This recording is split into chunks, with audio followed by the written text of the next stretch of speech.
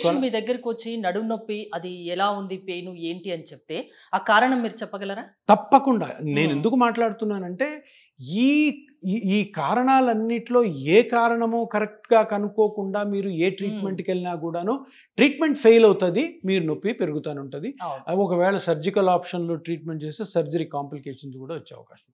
ఇట్లాగ ఇంకొక 4, 5 కారణాలున్నాయి ఎందుకు నొప్పొస్తది. కానీ పాయింట్ ఏంటంటే ఇక్కడ నువ్వు కరెక్ట్ పాయింట్‌ని కనుక్కోలేదనుకో, తప్పకుండా మనం రాంగ్ రూట్‌లో వెళ్ళిపోతాం. కరెక్ట్ పాయింట్ కారణం కనుక్కోవాలా, అది కరెక్ట్‌గా మనం స్కానింగ్‌లో బయటపడగలగాల. ఒకవేళ కొన్ని కండిషన్స్ స్కానింగ్‌లో బయటపడకపోయినా కానీ మనకున్న క్లినికల్ నాలెడ్జ్ తోటి అది కనుక్కొని అది ట్రీట్ చేయడమే. చాలా మంది చెప్పంగా విన్నాను. ఏంటంటే ట్రీట్మెంట్ చాలా తీసుకుంటున్నాము కానీ పెయిన్ తగ్గట్లేదు. అంటే కరెక్ట్‌గా డయాగ్నోస్ కాలేదు. డయాగ్నోస్ అయితే 90% ట్రీట్మెంట్ అయిపోవాలా. డయాగ్నోస్ కాకపోతే కాదు. లేదు డయాగ్నోస్ అయింది, ట్రీట్మెంట్ అయింది, నువ్వు సరిగ్గా మెయింటైన్ చేసుకోవట్లేదు.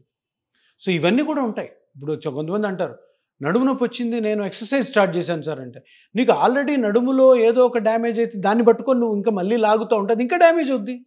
అది రాంగ్ కదా.